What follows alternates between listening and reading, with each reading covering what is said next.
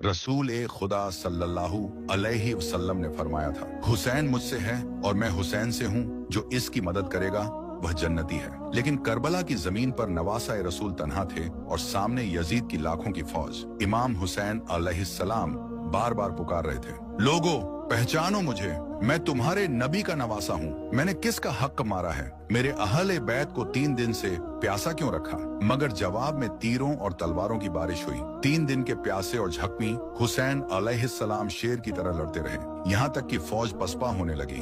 उसी वक्त आवाजें गैब आई, हुसैन अल्लाह तुमसे राजी है। ये सुनकर हुसैन अलैहिस्सलाम ने सजदा शुक्र अदा किया। जालिम शिमर आगे बढ़ा और खंजर से इमाम अलैहिस्सलाम का गला काटा, मगर आखिरी वक्त भी हुसैन अलैहिस्सलाम की जबान पर सिर्फ शुक्र खुदा था। इसके बाद अहले बैत के खेमे जलाए गए, बीबियों को कैद किया गया और इमाम अलैहिस्सलाम के जिस्म ए मुबारक को घोड़ों के सुमो तले पामाल किया गया। तारीख गवाह है कि करबला की मिट्टी हमेशा कहेगी, सलाम हो उस मजलूम हुसैन अलैहिस्सलाम पर, जिसने अपना सब कुछ कुर्बान करके इस्लाम को जिंदा किया। करबला का सबक ये है कि सच्चाई और ईमान की राह पर चाहे कितनी बड़ी कुर्बानी क्यों न देनी पड़े, हक की आवाज हमेशा बाकी रहती है और जुल्म कभी कायम नहीं रह सकता। एक मर्तबा 12,000 आदमी अहल ए यमन के लिए हज करने मक्का मुकर्रमा आए। उनके साथ एक बुत भी था जिसका नाम हील था।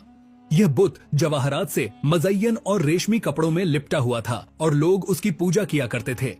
रसूल ए खुदा सल्लल्लाहु अलैहि वसल्लम ने यह देखा और फरमाया, अगर तुम्हारा हील मेरी पैगंबरी की गवाही दे तो क्या तुम सब ईमान लाओगे? उन्होंने कहा, हाँ, अगर ऐसा होगा तो हम सब ईमान लाएंगे। फिर हजरत रसूल सल्लल्लाहु अलैहि वसल्लम ने हील को अपने पास बुलाया।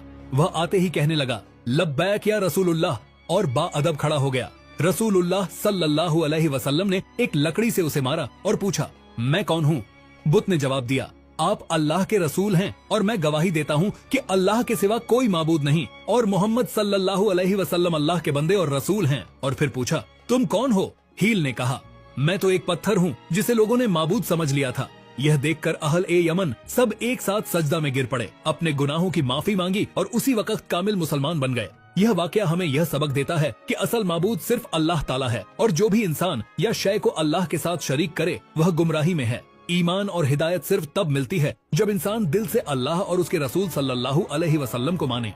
एक सहाबी ने अपनी पत्नी से कहा, मैं नबी करीम को अपने घर दावत देना चाहता हूँ। बीवी ने खुशी से इजाजत दी। सहाबी ने एक दुम्बा ज़बह किया और खाना तैयार होने लगा। उनके 2 बेटे भी घर में थे। बड़ा बेटा अपने छोटे भाई से कहने लगा, क्या तुम देखना चाहते हो कि अब्बा ने बकरी कैसे ज़बह की? छोटा बोला, हाँ दिखाओ।